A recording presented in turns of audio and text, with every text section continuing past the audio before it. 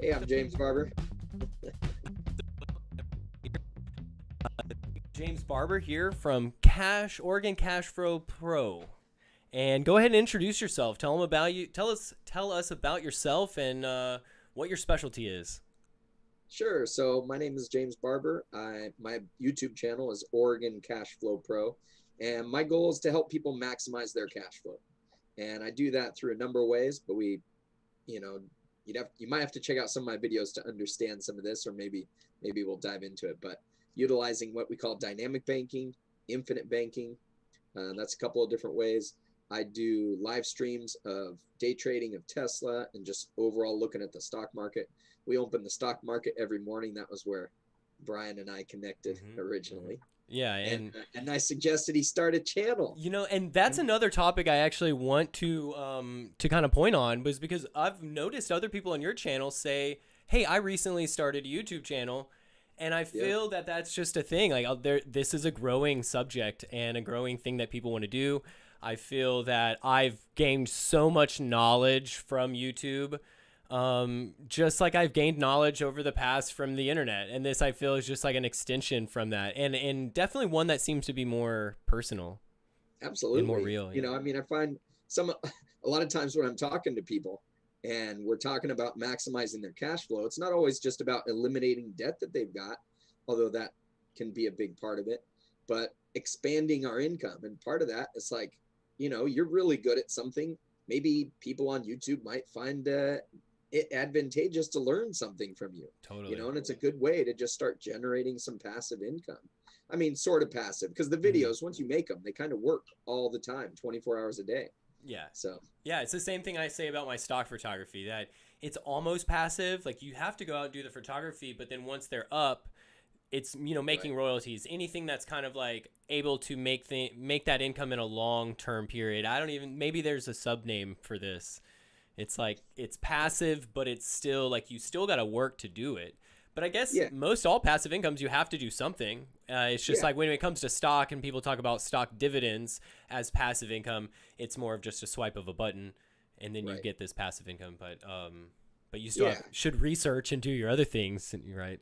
Yeah. Um, So it's always good to expand your passive, we'll call it passive recurring income. mhm. Um, so that's good. Yeah. So I help people do that. I mean, I kind of give ideas. I help people maximize their cash flow any way that I can.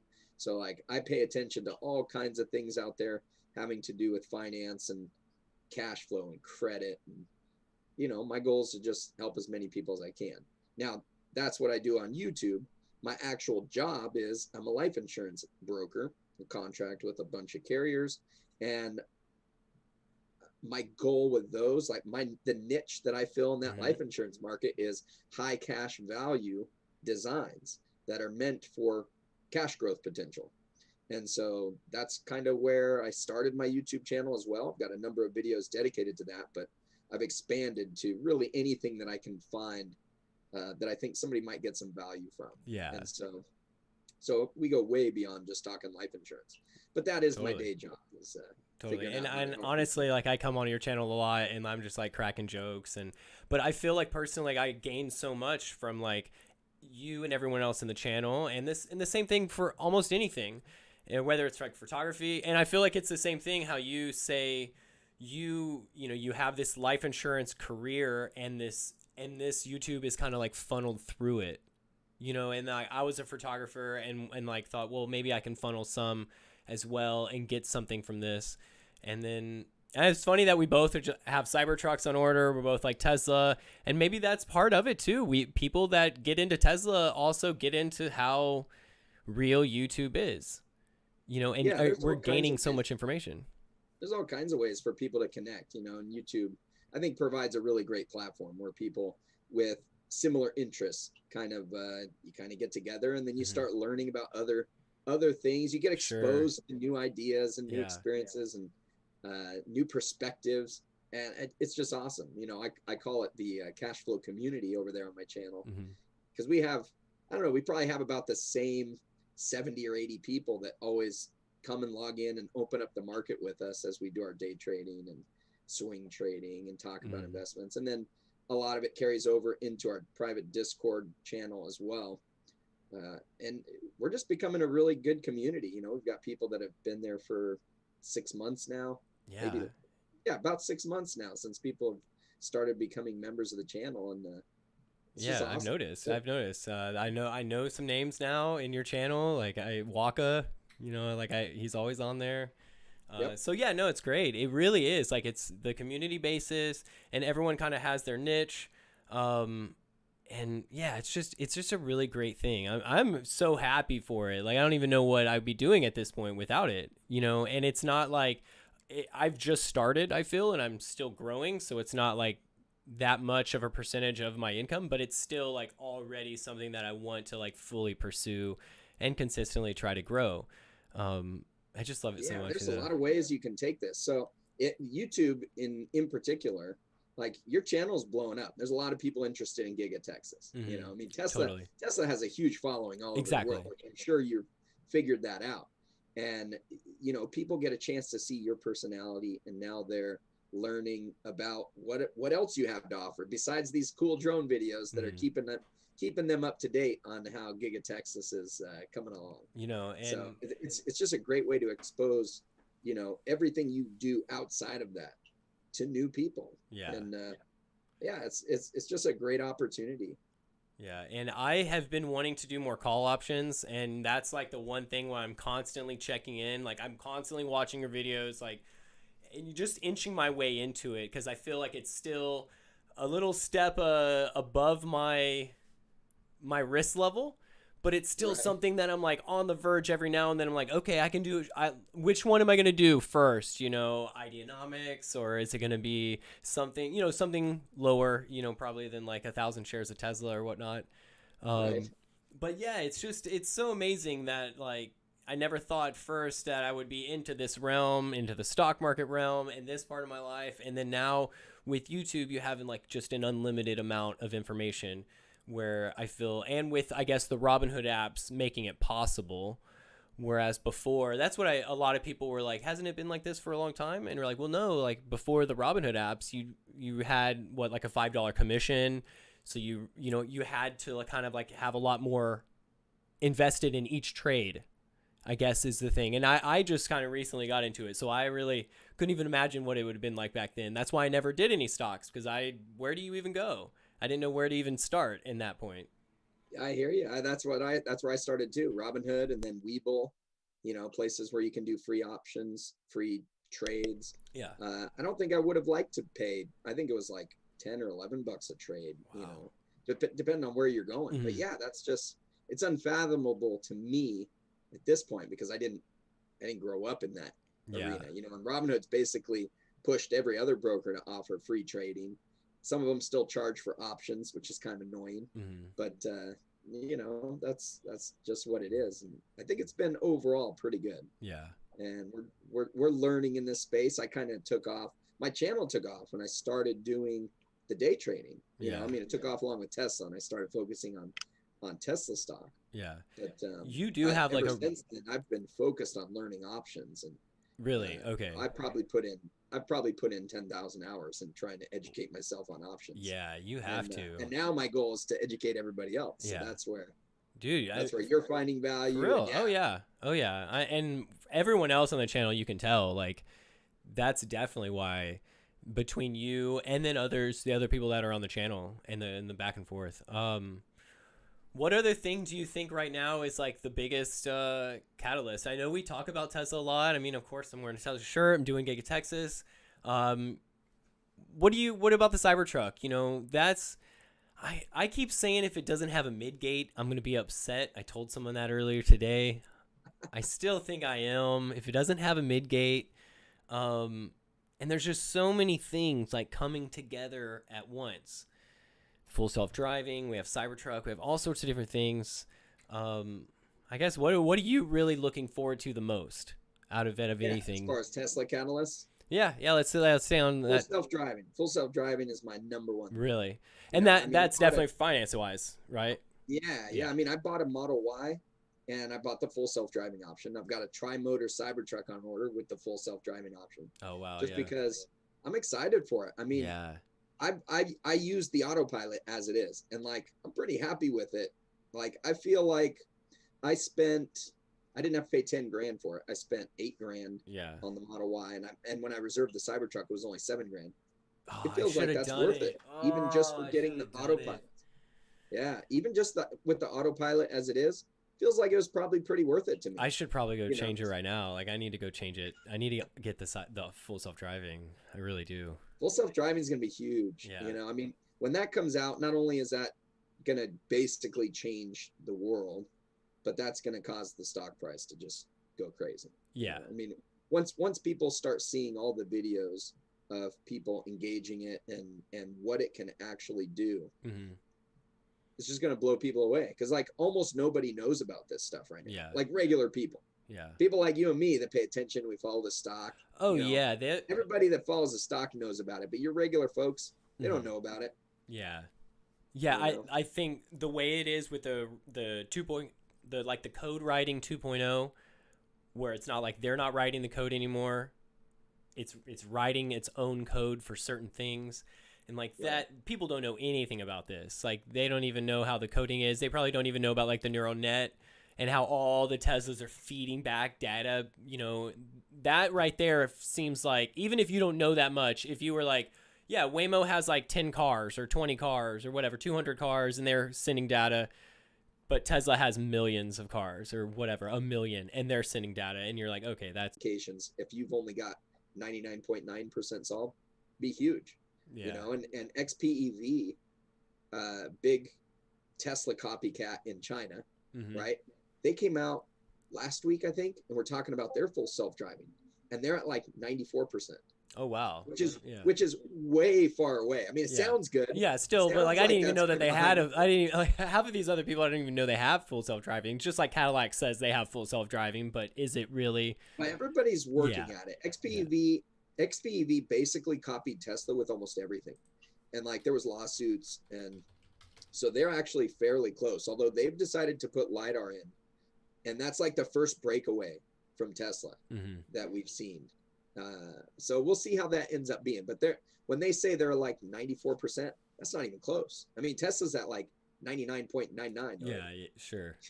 So once we get that magic button that we can download it, and now suddenly there's going to be 100,000 people doing the full self-driving beta with that city streets. Now you're talking an exponential growth of information that the neural net is going to be learning from. And so that's where I think, I mean, if we get it this month, like we're hoping, it might be possible by the end of this year that it learns enough. Yeah. You know, because that growth is just going to be exponential. We're going to be solving those nines, and before you know it, that's what I am so... Cars are driving themselves. I'm so surprised because I just considered that he would, even if it got this close, that he would not do anything about it until maybe like until the Model 2. You know, but it looks like, you know, so it's not even about, I just considered the Model 2 the robo-taxi car, right? But then it's like, it doesn't have to be in any way. Like it can literally start next month, and it could be Model S owners and just Model Y owners and Model 3s and Cybertruck owners when that comes out. Like, and I just kind of had this hunch in my head that the timing of it would be around Model 2. Yeah, you know? Maybe. I mean, what I've noticed is that Elon and Tesla in general, they don't do anything traditional. Like if it was a traditional auto manufacturer, they would roll out the first version of full self-driving this year, and then the next version of it next year, and then a little bit better the year after that. And they would just drag it out over the next 20 years. Yeah. And maybe just that's because it allows them to sell a little bit more every year, and it doesn't make anything obsolete.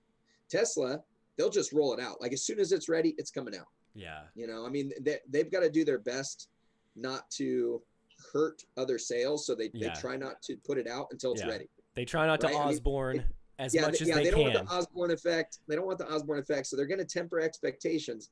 And so Elon has started doing that. I mean, really, he sandbags a lot of the things that he's talking about lately. If you've noticed. And that's what I assume. I think that's why. I think that's why. But then it's like, okay, maybe he is sandbagging on things, and like it doesn't need to wait till Model 2.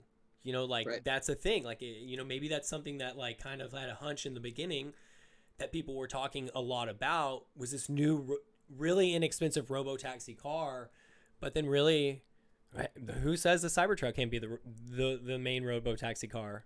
Well, Or there's a million lot of miles forever, reservations out stainless there. steel. Yeah.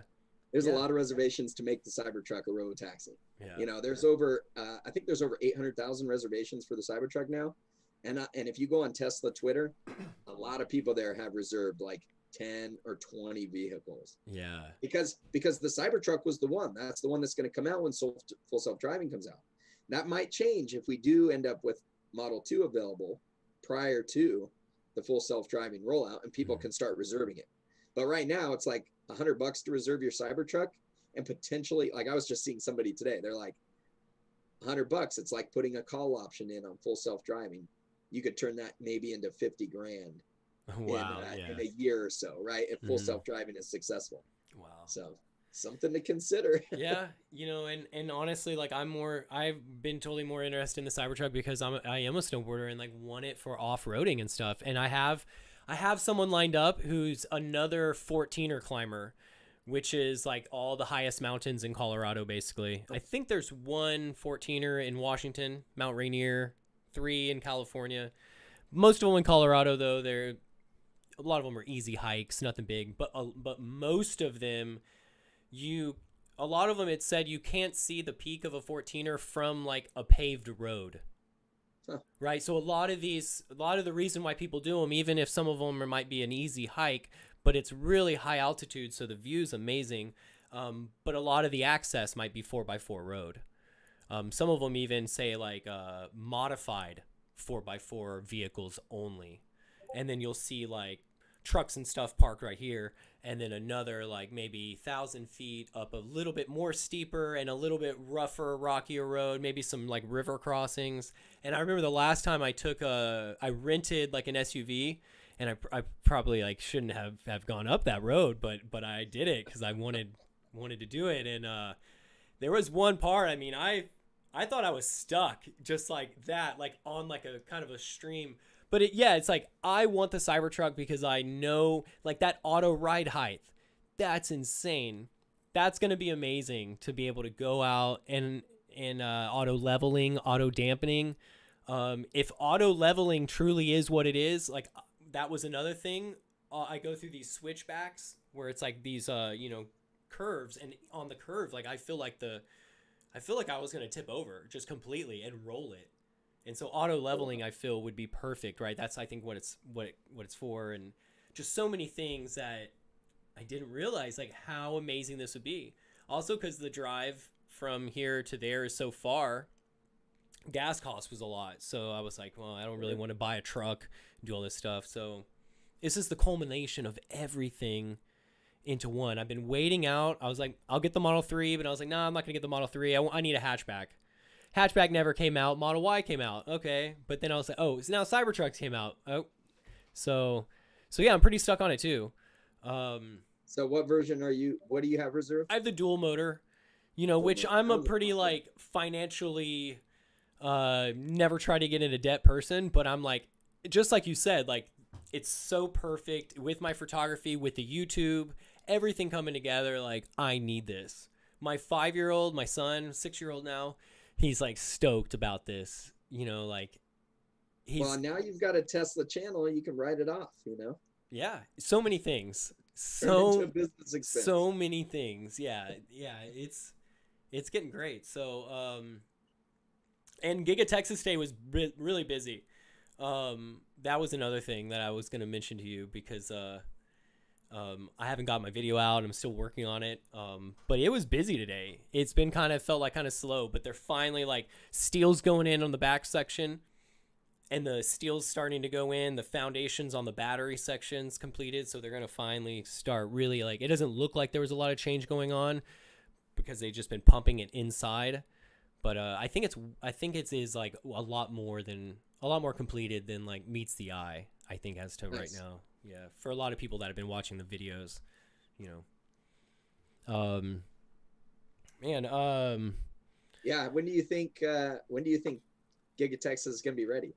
I saw the news last week or just earlier this week that they're opening up a line in Fremont to start training the production folks for Giga Texas. So they're going to be ready to go as soon as the line is ready to go in Texas. They're going to be producing. I've been considering that the Cybertruck would be the first one out because they're already producing all the other vehicles in other places, right?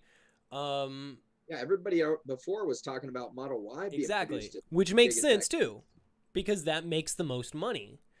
But I don't know. But then I also thought the same thing, that no, it'll be the Model Y that comes out first because they can use the old batteries. They don't need the batteries. They're waiting on the Cybertruck because they're waiting on this extra 4680 battery section of Giga Texas. But then I'm like, well, that doesn't make sense either because they're already making those batteries in Fremont as well, right? So, so I don't know. It's totally plausible that it could just be Cybertruck coming out first. And I hope so. Yeah. I mean, to me, it makes sense, though, because also in that way of like production, slowly get that going and then feed to Model Y like right next to that. Or maybe they're doing both. That like Model Y and Model 3 or whatever, those lines are kind of coming along as well, but they're like definitely focusing on getting the Cybertruck line first. Yeah. Maybe they'll end up with some coming together at the same time. Yeah. And not really necessarily one over the other. Yeah. And also like, where is the steel going to go into the factory, or is that going to be like a whole different, I mean, there's just so many questions that I have, like the process of that steel. 'Cause we know Steel Dynamics is doing the thing down in Sinton. So like with, it's going to have the steel for the Cybertruck. But yeah. So I figure it'll probably come from there. It'll go to Giga Texas where they'll put the whatever the blend is that they're gonna do with the nickel, right? Yeah. Is that gonna happen outside of Steel Dynamics, or does that happen at Steel Dynamics? Any idea? Well, the way that I see it too is like so don't they have to put the steel through that new 9,000 ton GigaPress machine? Yeah, that'll happen after it's got the blend that they need. So Steel Dynamics is going to provide the stainless steel, but I don't know if they're going to be providing it the 30 cold rolled or whatever, the cold rolled and all that kind of stuff. But like the blend of nickel, exact like blend, what SpaceX has developed. Mm-hmm. So SpaceX has developed their nickel stainless steel blend. Yeah. Right, for the Starship, which no one else has created. Yeah, right, and that's what we're going to be using for the Cybertruck. But does that process happen at Steel Dynamics? Sure. Or does Tesla keep that close to the vest and make that happen after they get the steel? Yeah. So there might be a process there at Giga Texas where that's going to happen. Then it'll go into the press. Yeah. And so then that's what through I don't the know. line. And it doesn't need paint, so like it could skip on things like that. That's why I was considering that it could have a second like there could be a second facility off next to it that's like doing just that. Yeah, just developing but that. I just don't know for sure. I haven't heard any other word or know anything for sure, so it's hard to say. Check on that because I don't know what SpaceX does to develop their steel right now. That'll probably give us some insight. I'll have to try and see what we can dig up with them. Yeah, on SpaceX, what do you think about their launch? Did you see the guy that hit all the pieces after it blew up, like right in front of his camera, like pieces of Starship was like flying right in front of his ear and I didn't see that. It was amazing. I only saw the video on Twitter where it showed the explosion through the fog. Yeah. Wow. Yeah. I just thought about myself because he was listing off the cameras that he has, and he's like an A7, all these whatever, and he's like, we have 2 Sony A7R2s, and I'm like, oh, I have that camera, so then I felt more related to it. And I mean, like, and he was worried that he might have lost camera gear or his satellite that they use to relay all the stuff to their man. Yeah. And I saw his video saying that he hopes to go and be an astronaut. Hopefully they'll take him to the moon. He was asking for SpaceX to take him to the moon because he's like the #1, SpaceX live guy down there. And it's like, dude, this guy is dedicated, man. It's crazy. I love it, man. I hope to get down there. Are you planning on going down there at all? No, I mean, I got no plans yet. Yeah. When you get the Cybertruck, maybe? Autopilot down there? Full self-drive? Yeah. If the Cybertruck comes out, I will go pick that up in person if I get the opportunity. Okay, that'd be fun. Cool. We might see you live there then. Yeah. Yeah, that'd be fun. All right. Let's Got a couple people say what's up. How you doing, Devin? What's up, Great American? All Great right. American. Hey, he's Yeah, always that is. I knew that name sounded familiar. How you doing, buddy? All right. Yeah. This was great. I know it's been kind of quick, because I been super busy and I need to get back to editing. Yeah, I don't want to hold you up on that. No, You got to get those videos out. Your channel's been killing it, you're man. good, man. You're growing fast. It's awesome. I'm trying. We're trying our best here. Yeah, it's great. It's great because that's exactly what I love doing, and just keep it going. Keep it building. Well, I'm sure it's nice to mix in something else other than just drones and editing, so it kind of keeps you engaged and excited. Yeah, dude, there's so even much. Even though you don't get many views, it looks like on the other videos on live streams. It's definitely a time thing. I've noticed if I do it in the evening, it'll be going crazy, and I kind of noticed that for you too. I noticed that like your morning ones are like just solid, and then like I tuned in one in the afternoon, and it was a little bit less, and I got to talk a little bit more. Yeah, that was surprising because that was only a recent thing. Yeah, usually when I do like close of market, a lot more people. Really? Okay. Or actually, no, I was just assuming it was a timing thing like me too. When the market is just ended, if some news comes out and I get on and I get to announce it and talk about it, I'll get like 400 people on there. Yeah. But I never see that in the mornings these days, unless something major happens. Sure. If something major happens with Tesla. Sure. We'll get a nice group of folks out. Yeah. What do you think about Biden's infrastructure bill? Have you heard anything about it? I'm a fan. Yeah, I'm a fan. I mean, our infrastructure is so behind. We were like, a couple of years ago, we were over $3 trillion behind in infrastructure spending. So I'm sure it's gone up since then. And yeah, those are big numbers, but we've been really underfunding it for a long time. Yeah. So we're just going to have to take the hit. I mean, it's going to benefit all of the businesses in the US. When we just think, I mean, right now we've got all these trucks, cars that businesses own that drive around and they get damaged from these bad roads. Yeah, totally. It's kind of a hidden cost in there with all of the stuff that we buy, where they've got to replace tires and wheels and anything else that rattles loose and breaks because of that. Rocks kicking up and breaking windshields, which just happened to my Tesla. Yep, potholes. We just got a crack in it 2 days ago. Oh no fun. Yeah.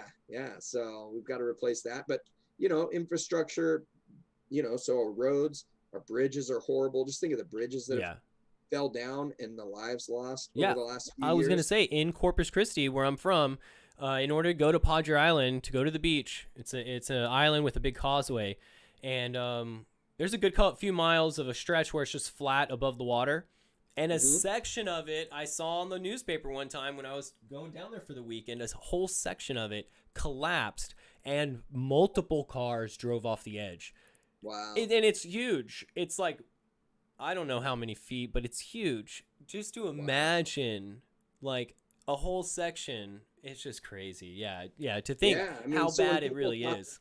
Yeah. So when you hear people complain about the cost of that infrastructure, we've got to look at what the cost is when we don't keep it up. Exactly. I mean, we spent a lot of money on infrastructure 60 years ago, 70 years ago. And that was when we had higher federal taxes. And, since then, we still got all this infrastructure to maintain, but we don't have those same amount of taxes. And so it gets really hard. And that's a big reason why we're so far behind. It puts all the onus on the states and the local municipalities to keep up that stuff, and they just can't afford it. Yeah. So the only way it's going to happen is with a big federal stimulus bill, because the government can do it. They're not tied to a budget like states are, that they've got to balance their budgets. So I'm a fan of it. I hope to see it pass. Yeah, me too. I guess that's fingers crossed for that, because I heard also the EV bill. It's possible that the EV bill could be, maybe the number could be gone, and if that's possible, that means that if it's gone completely, then we could even get a discount on the Cybertruck. Oh, you mean a limit? The EV discount limit, yeah. Yeah, limit on each one. Yeah, there's a lot of ideas out there. Who knows what they'll come up with. What the end result would be. I would love to see just a flat amount, like not per manufacturer, but let's say like the next 10 million EVs get this discount. Yeah, or per kilowatt. I don't even care about that. Just like, we want to incentivize manufacturers to build EVs. Yeah. And so if the incentive is the next 10 million get this big discount. Mm-hmm. Now they're incentivized to get it out quickly. Yeah. Whereas if it's just like, your next million EVs you sell, it doesn't matter how slowly they roll it out. If they're still making money on ICE vehicles, they're going to continue to sell the ICE vehicles, knowing that they've got that EV credit in their back pocket. They'll get that whenever they get around to it. Mm-hmm. You know, I mean, in fact, it gives an advantage for them to wait, because if they're selling ICE vehicles at a profit still, and then they wait until all the other current EV manufacturers run out of that rebate, and then they offer theirs, now everybody's going to get theirs just because it's the one with the rebate. Yeah. Yeah. Doesn't work out too good, I don't think. I mean, it doesn't properly incentivize like we're trying to do, so we can get off of these internal combustion engine vehicles. Yeah. Yeah, that and the charge point play that I'm in, I'm hoping that the infrastructure goes up. And so that's another thing I keep watching for you, is that like that maybe charge point will be the next call option too that I'm thinking about, because eventually I feel that if the bill goes into play, then like charging infrastructure, and of course I think a bunch of it is kind of going back up, but I'm like kind of waiting for that. Maybe we'll test the waters in charge point or something. Let me give you an option play for charge point. I'm gonna look it up here. Okay. Because charge point is definitely going to charge point's going to go up. I mean, it's already it's down. Yeah. It went 11%. It went up 11% today in the open, and it's up 2% afterward, right? On the week, it's up 50%. So like this has already started to take off because of Biden's bill. Yeah. Right. The expectation that there's going to be money coming in and helping. Mm-hmm. So I mean, yeah, maybe it's too late to get in. Not really. I mean, it was up at like $60 a few months ago, right? Yeah, that's the thing. I mean, for anyone else out there, I think right now is the best time, because I got in a long time ago and it was way higher. My average is like 33, so I'm still down. So technically, I feel it topped out at 46. So you basically bought I was buying bad. Yeah, I was buying bad. Good job. But that's because I really had that long-term sense that I feel that it could go easily to $100. Yeah. I feel that one day it could be up to like maybe, I've heard someone say 1,000, but I'm like, I don't know, because a lot of other people are like, charging infrastructure is not going to make a lot of money. That's not the thing. But I feel like ChargePoint could do other things, but I personally just like them and I use them. And that's why I felt like I got out of Blink a little bit and got out of some other ones and went into ChargePoint. Right.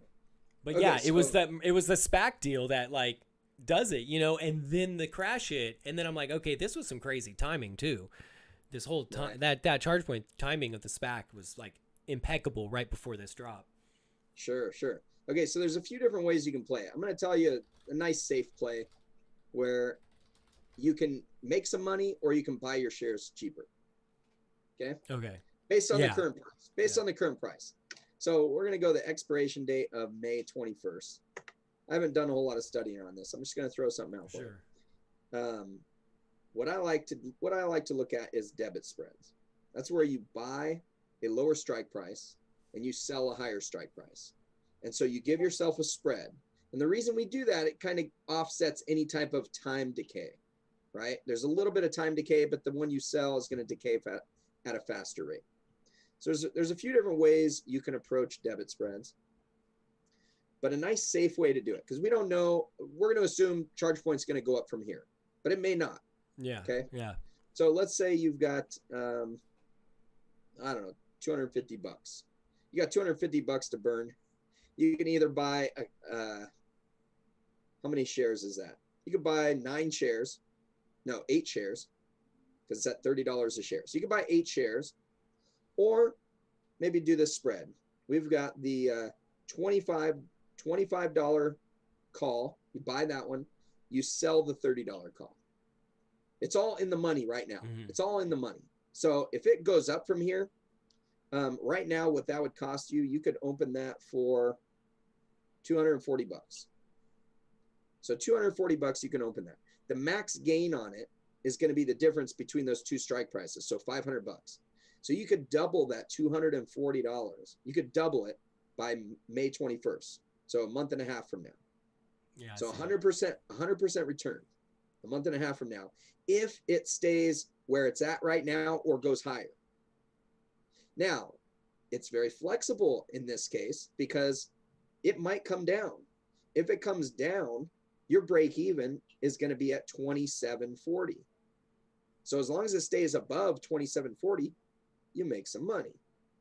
If it goes below that, if it goes below that, you could always just exercise that option, meaning you're going to buy the shares and your buy-in price is going to be 27.40. So as of right now, the share price is $30. Would you rather buy some at $30 right now or have a shot at 100% return and maybe buy some at 27.40 down the road? Gotcha. Yeah, that is the thing, right? That's the way I need to think about it. Do I want to buy another share or buy a couple shares, or do I want to do this? Yeah, right? I mean, that's a good way to think about it. A month and a half. It would be buying 100 shares. You got to remember, options are 100 shares. So the downside, like the downside to this method, if you don't get 100% gain, you could break even, or you could give yourself a chance to buy 100 shares at $3 less than what it's trading at right now. Gotcha. Okay. Yeah, that makes more sense. Yeah. And then if you did that, you can sell covered calls later on. Okay. Yeah. And if it's a long-term play, then also you feel more safe about it. That's the thing. You want to do this type of thing with something you're comfortable owning long-term anyways, because worst case scenario, you don't make 100% gain in a month and a half, and you end up owning a stock you otherwise want to own. Yeah, exactly. So it's a win-win situation. Yeah, it really is. Yeah. All right. Well, this was good luck with your trade. Yeah, I'm going to go look at this. I'm going to need to study more on this now. We'll be doing I am putting together an options course so I can train people on these. Okay, I know you do, and that's why I didn't want to touch on that too much. I want you to go ahead and give your shout out as well. Let them know where they can find you, because anyone else new out there, if you don't know James, I want you to know him. Check out his channel, because I feel same thing for me. Anything that I feel helped me might help you, and so check out his channel. Of course, you can see it back there, Oregon Cashflow Pro. Oregon Cashflow Pro. It's in my background. It's hard to say. It's hard to say. All right. Well, is that the best place for them to find you, on your YouTube channel, or Best places on YouTube? Yep. So I do one-on-one consultations. Just people can talk to me. The links are all over in my videos, but calendly.com/cashflowpro. That's how you booked me to do this interview. And I offer a 20-minute free consultation to anybody. You just got to get in my schedule. It's kind of booked. Yeah, he is. He's a busy man. That's why I don't want to keep him busy as well. We've been busy, but I do try and offer as much of my time as I can to folks. Exactly. So I feel you. No cost for that 20-minute consultation. I do offer some paid consultation slots that are available, but if you just want to talk for whatever, there's always a free one to start with. Anytime we talk life insurance, because that's my main gig. Sure. Those are always free. But awesome. I look forward to talking with some folks. James. Well, keep on the lookout for the next Giga Texas video, and everyone else, thanks again for watching. All right, keep up the good work. We'll see you next time. I will, and I'll probably see you in the morning, man. All right. All right. Thanks again. I may do a live stream tomorrow morning, even though there's no market tomorrow. Is it what? It's Good Friday. It's a holiday. I was like, oh, okay. Well, if not, Thursday morning.